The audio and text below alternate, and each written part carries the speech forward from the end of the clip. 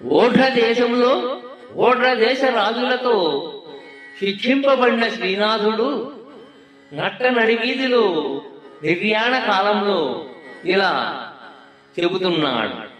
కాశికా విశ్వేశు గలిసే వీరారెడ్డి, కాశికా విశ్వేశు గలిసే వీరారెడ్డి, రత్నాంబరంబులు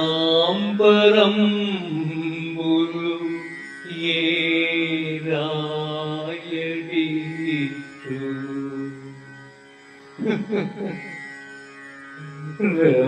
రంభగూడే తెనుంగు రాయరాహోతుండు, రంభగూడే తెనుంగు రాయరాహోతుండు, కస్తూరికి ఏరాజు ప్రస్తుతింతు,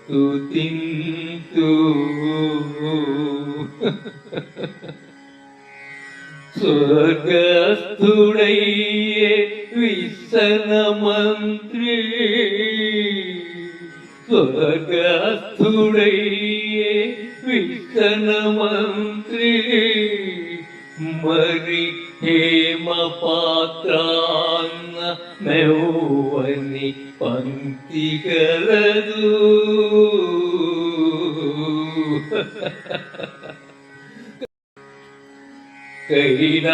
కైలాసగిరి బండే మైలార విభుడే, దినవెచ్చమే రాజు తీర్పగలడు, దినవెచ్చమే రాజు తీర్పగలడు, దినవెచ్చమే రాజు తీర్పగలడు.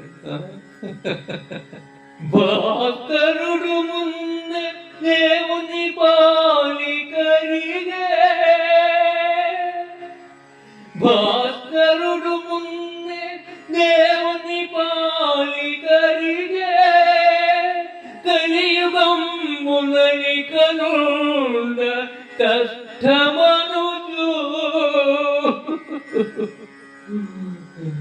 దివిజ కవివరు గుండియల్ దిక్కురనగా, దివిజ కవివరు గుండియల్ దిక్కురనగా, అరుగుతున్నాడు శ్రీనాథుడు అమరపురికి, దివిజ కవివరు గుండియల్ దిక్కురనగా, అరుగుతున్నాడు శ్రీనాథుడు అమరపురికి,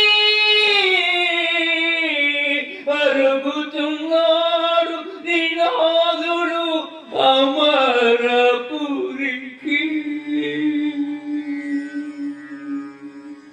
వీరారెడ్డి కాశికా విశ్వేశునిలో కలిసిపోయాడు. రత్నాంబరములను ఏ రాయుడిస్తాడు? రాయ రాహుత్తుండు రంభను కూడినాడు.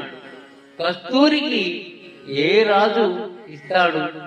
విస్తన మంత్రి స్వర్గస్థుడైనాడు. బంగారు పళ్ళెంలో సహపంక్తి భోజనం ఎవరు పెడతారు? మైలార విభుడు కైలాసం వెళ్ళినాడు. దినవెచ్చము ఏ రాజు ఇస్తాడు? కలియుగంలో ఇక ఉండడం ఇష్టం లేక భాస్కరుడు ముందే దేవునిలో కలిసిపోయాడు. దివిలో కవుల గుండెలు దిక్కురమనేలాగా అరుగుచున్నాడు శ్రీనాథుడు అమరపురికి అని శ్రీనాథుడు అంటున్నాడు. తనను ఆదరించిన వారంతా చనిపోయారు. వీళ్ళంతా చనిపోయారని శ్రీనాథుడు చెప్పగా చెప్పకుండా కాశికా విశ్వేశులో కలిసినాడు. రంభ కూడినాడు. స్వర్గస్థుడైనాడు. కైలాసం వెళ్ళాడు. మున్నే దేవునిలో కలిశాడు అంటూ ఒకే విషయాన్ని పలు విధాలుగా చెప్పాడు. వీరారెడ్డి శివభక్తుడు కావడంతో కాశికా విశ్వేశునిలో తెలిసాడని, రాయరాహుతుండు రసిక శిఖామణి కావడంతో రంభను కూడినాడని, ఇలా వారి వారి అభిరుచులకు తగ్గట్టు వారి మరణాన్ని శ్రీనాథుడు సూచించాడు అనుకోవచ్చు. అందరూ వెళ్ళిపోయాక లోకం కలియుగంలా కనిపించింది. అంతవరకు ఉన్నది కూడా కలియుగమే అయినా ఇప్పుడు స్పష్టంగా కనిపిస్తూ ఉంది. ఇప్పుడు శ్రీనాథుడు కూడా అమరపురికి బయలుదేరినాడు. మరి ఎలా బయలుదేరుతున్నాడు? ఇన్ని రోజులు భూమండలంలో కవి పుంగవులు శ్రీనాథుని దాడికి కకావికలైతే ఇప్పుడు దివిలోని కవుల గుండెలు దిగ్గురమనేలాగా బయలుదేరుతున్నాడు. ఆహా, మరణ వేళల యందు కూడా శ్రీనాథునిది ఎంతటి రాజసము! అది కదా శ్రీనాథుడంటే. అందుకేనేమో శ్రీనాథుడు భూమిలో అయినా దివిలో అయినా కవికుల సార్వభౌముడు అయ్యాడు.